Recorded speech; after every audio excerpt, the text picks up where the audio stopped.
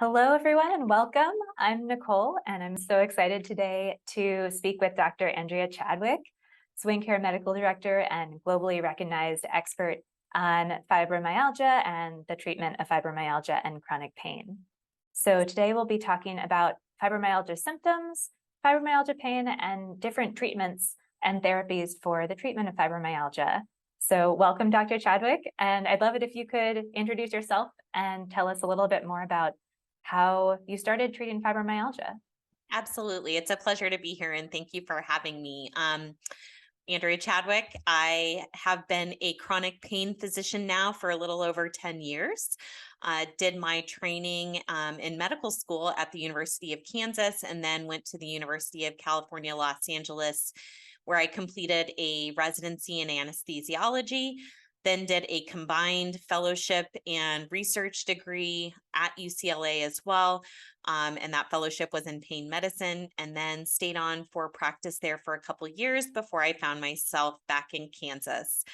So I've been treating chronic pain patients, as I said, for a little bit over a decade now, but specifically focusing on fibromyalgia care for, I would say, probably the past 6 years or so. I would say in terms of my journey for treating fibromyalgia patients, it really kind of came naturally. It was a very organic and kind of dynamic process that led me to treating a majority of patients in my practice with fibromyalgia. I think a lot of it boiled down to I just would see patients with fibromyalgia. Not everyone in my practice or not everyone in traditional pain management or anesthesia-based pain medicine practices feel comfortable treating fibromyalgia in the long term. And for me, I found it really interesting and complex and challenging. And overall, treating patients and seeing patients with fibromyalgia is just really, it's fun. It's fun to hear people's stories and listen to how their journeys led them to my office. And I really enjoy becoming a part of someone's life in a really meaningful way.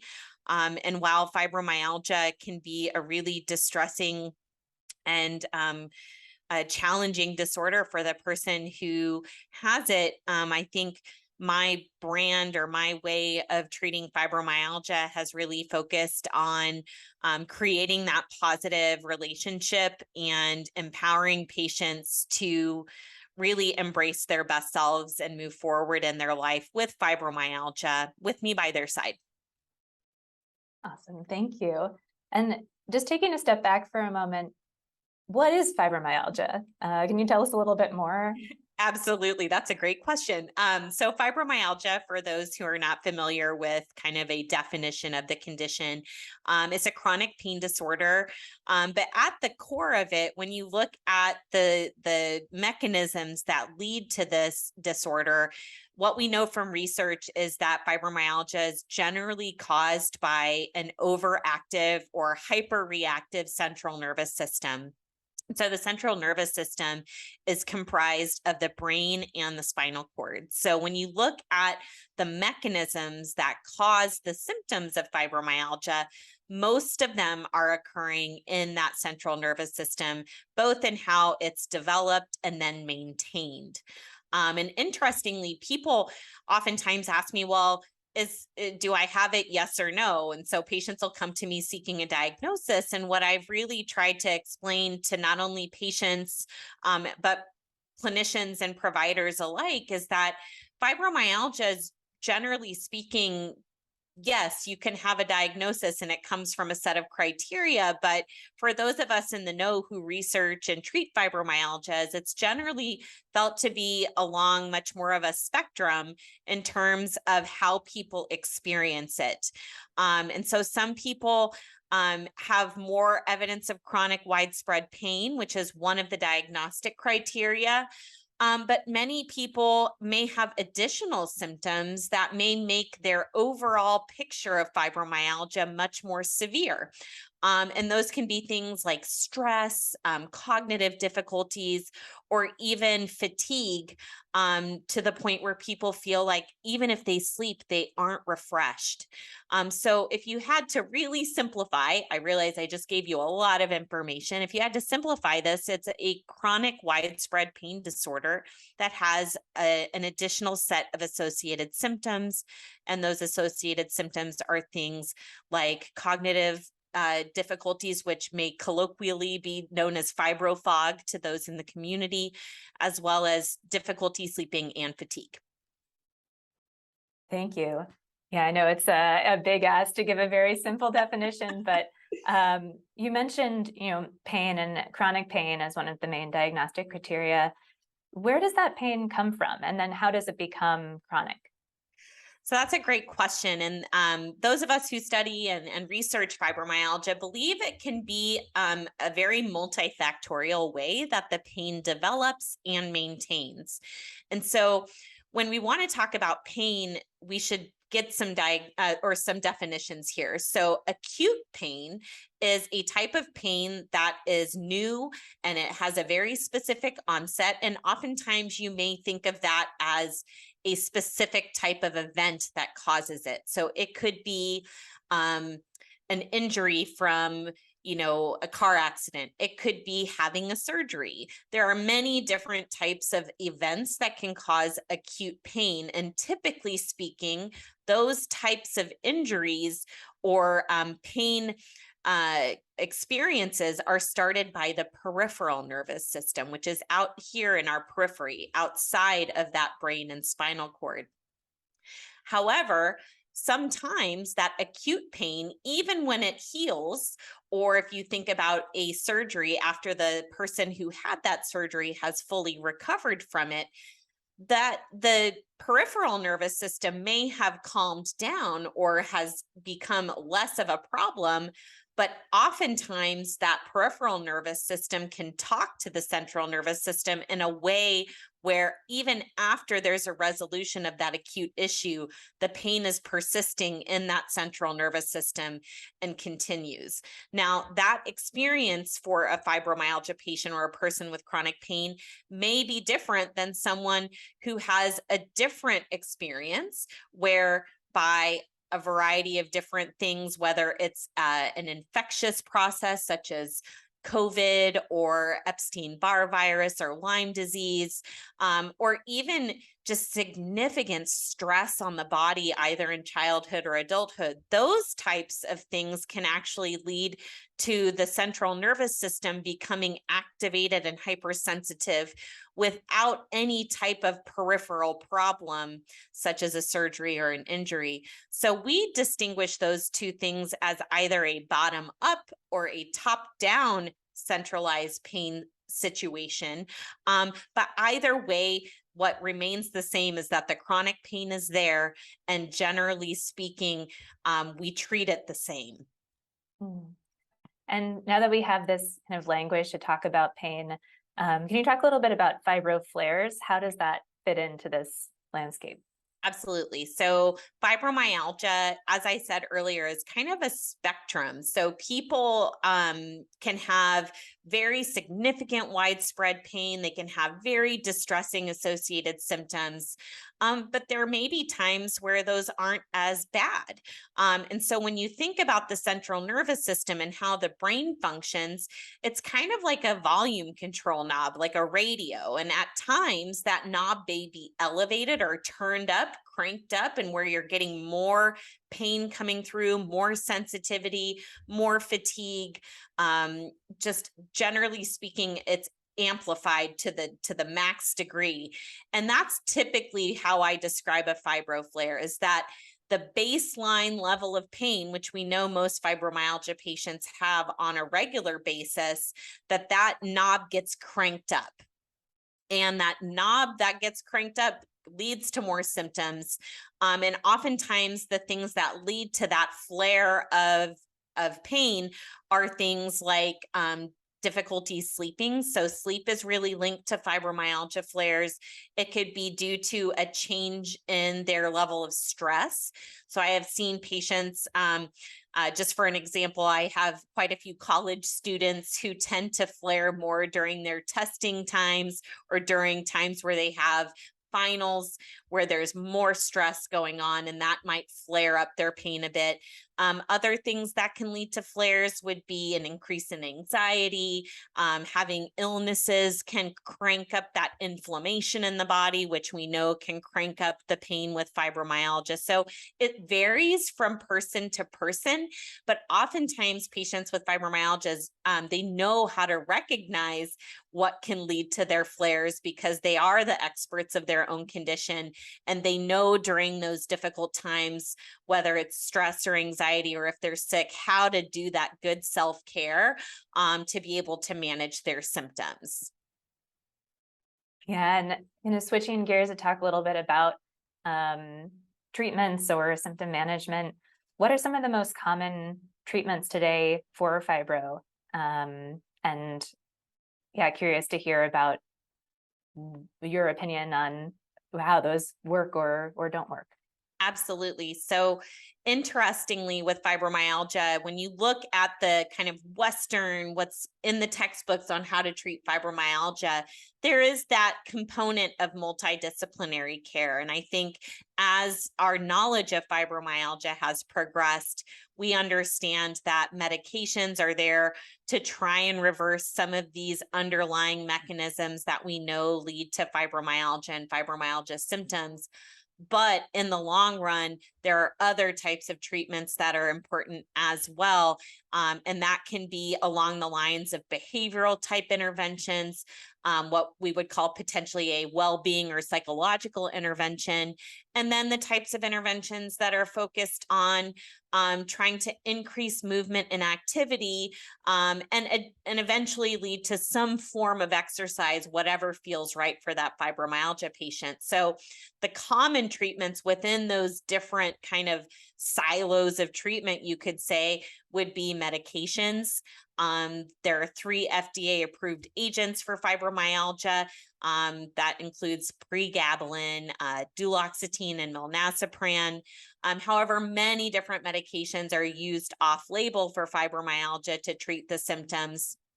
And oftentimes those include a variety of different other types of antidepressants or novel agents.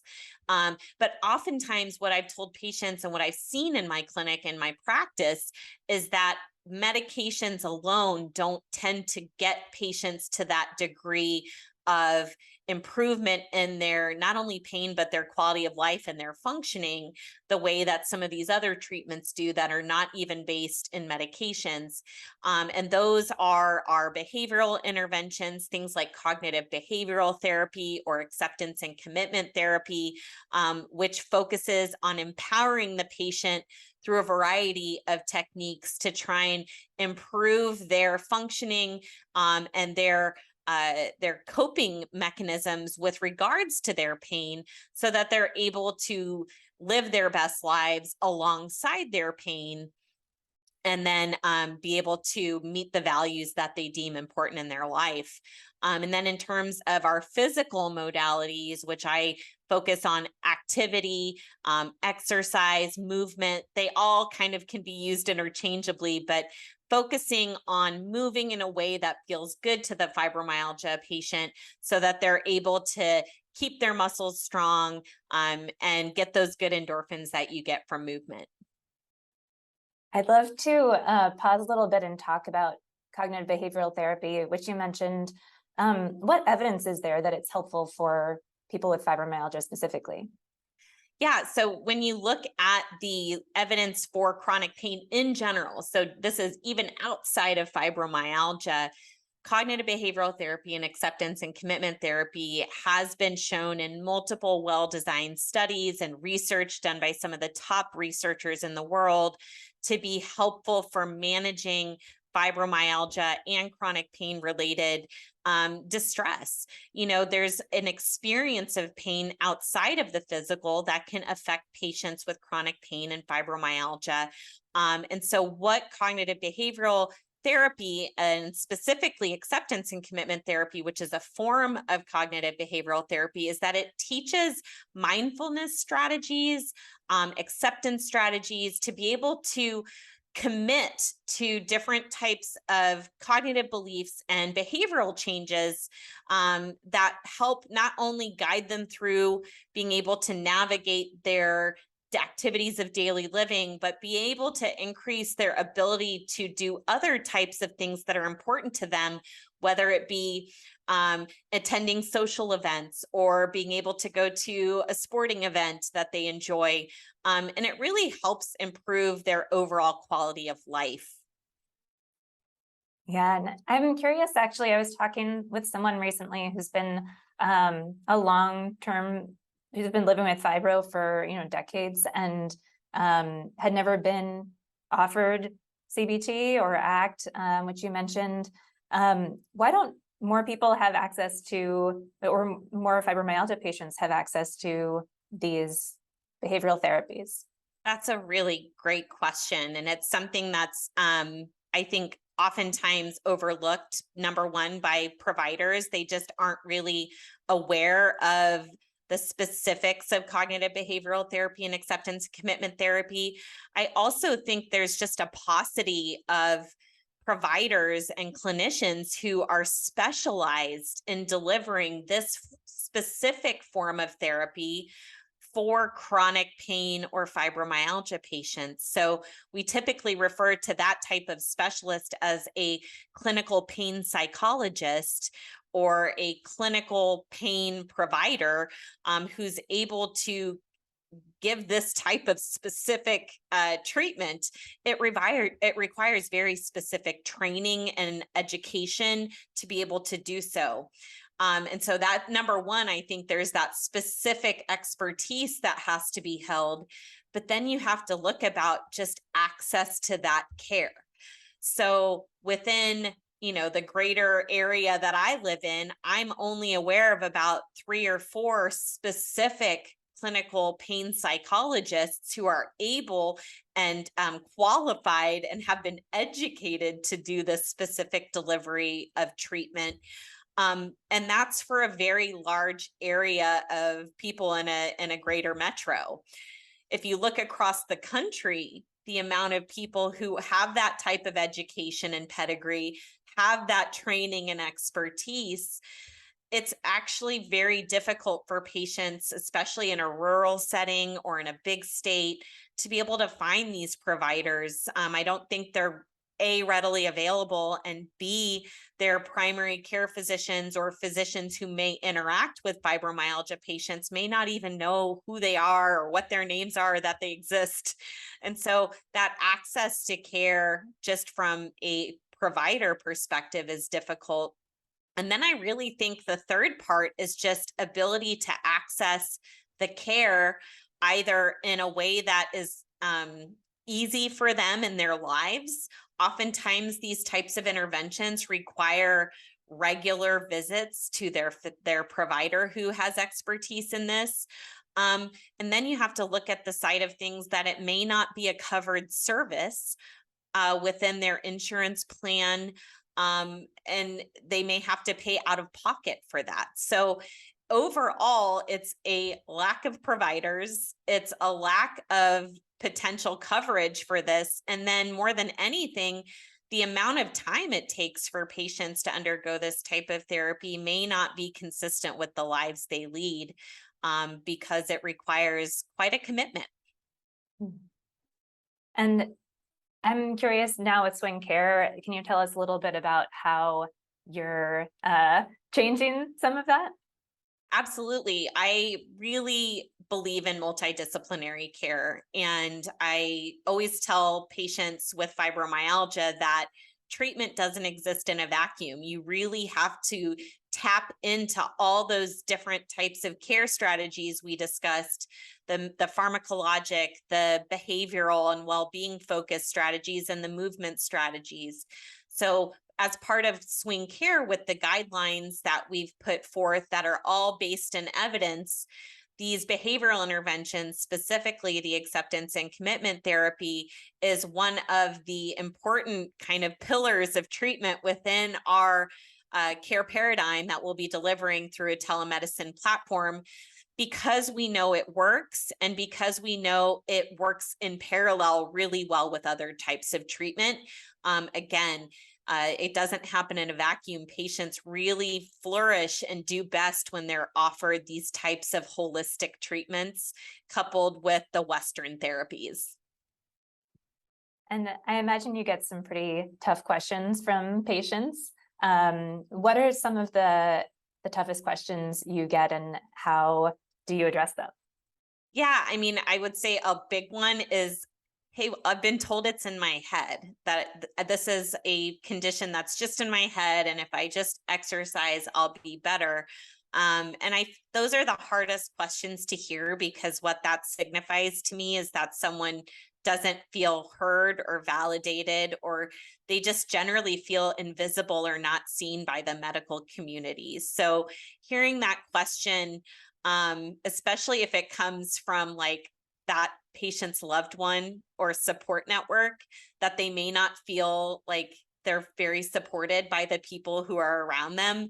Those are the hardest ones to hear, just from, I think, like a heartstring thing. Like, it tugs at my heart to hear that people don't feel seen or validated or heard with their symptoms.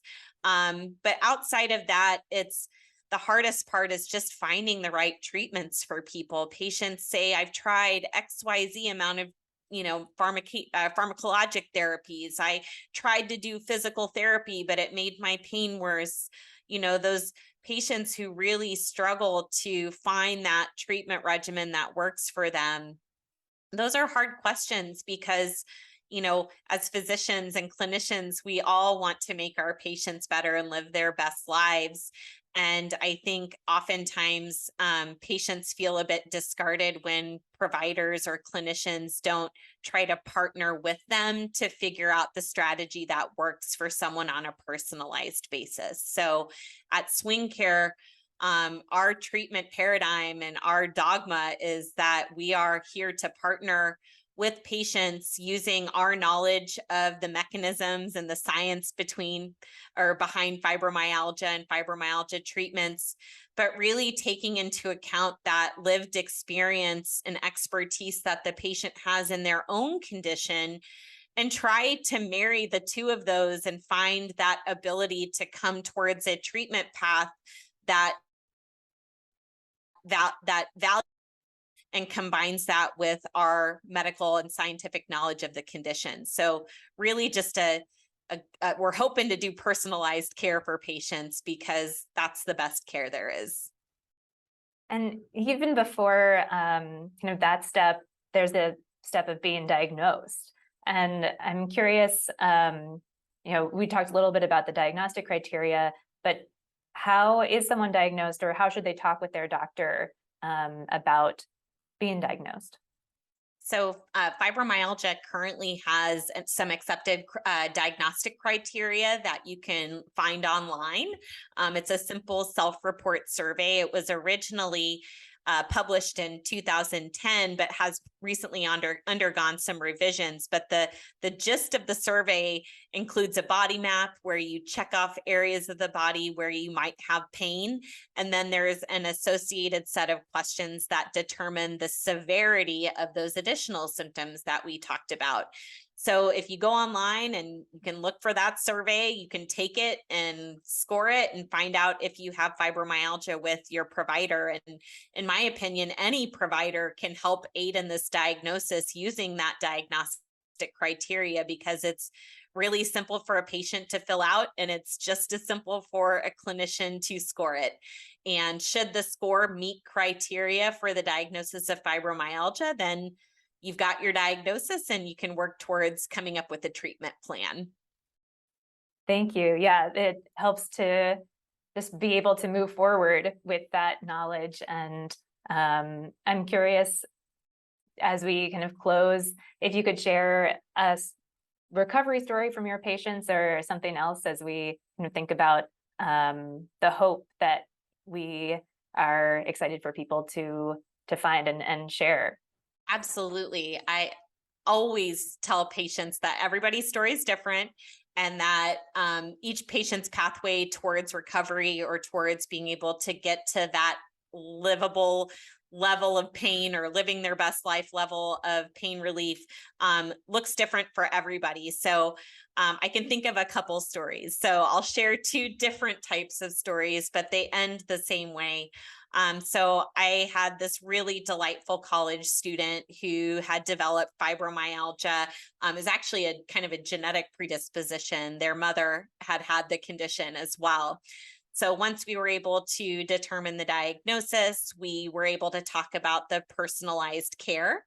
And luckily, I was able to ascertain from this patient what medical treatments in terms of pharmacologic agents were working for their mother. And I was actually able to start the similar drug on this patient, and it worked beautifully. And that, coupled with discussions around lifestyle modifications, getting good sleep, making sure that they were engaging in movement. And again, I stress movement over the word exercise, because movement and activity looks different for everybody. What's important is that it's there and that it fills your heart with joy. So once we were able to work on all these different steps and work on some of these coping strategies for flares and getting through, they were actually able to complete college, which they weren't sure they were going to be able to do. They actually went on to get a master's degree, and now has a wonderful job working with children as a school counselor. So that was a really wonderful story to be able to work in a personalized fashion to determine the right medications for not only just kind of treating that background of fibromyalgia pain, but also how to help manage flares. And then focusing on the movement and activity piece, coupled with those acceptance and commitment strategies as well, was able to have that patient not only graduate college, but go on to get their secondary education degree and then get the dream job that they were hoping for their life.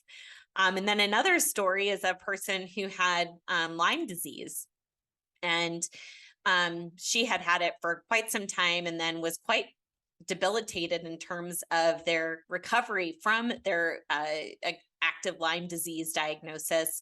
Ultimately ended up with fibromyalgia, and had been quite bedridden for about a couple of years before they saw me. And there was a lot of disability related to their pain. There was a lot of difficult, stressful situations going on in their life as well. So this was a very complex and challenging case. But when we're able to, through using a variety of techniques, including acceptance and commitment therapy, we are very lucky to have pain psychologists in this area that I was able to refer to, coupled with the concept of pacing. So a lot of people haven't heard of this concept of pacing when it comes to initiating activity and movement, but since they had been bedridden for so long, getting up to go to the mailbox was even stressful in terms of how much that they could handle on a daily basis. So we slowly started increasing the amount of walking per day. And eventually it took us about a year, but they were able to get up to walking 2 miles on a daily basis. And that, coupled with the acceptance and commitment therapy, plus a couple of medications that we used not only for daily pain, but also for flares, we were able to get them up and walking, and they actually were able to go out and get a job, which was something they hadn't done for quite some time. So as you can see, those are kind of two different pathways, but ultimately what it's about is listening to the patient, creating a personalized plan, and then looking at the goals that that person has.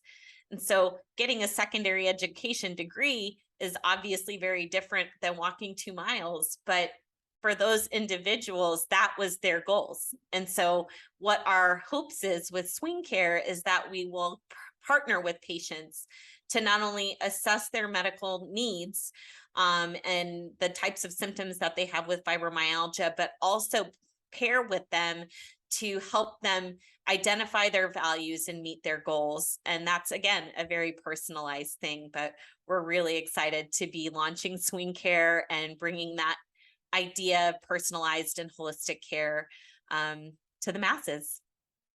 Thank you so much. I'm so glad you shared those kind of two different visions of what that could look like. I really appreciate your time. Thank you for sharing more about fibromyalgia, and I'm really looking forward to talking further and sharing more about your expertise and experience with fibro. Thank you so much. It's been a pleasure.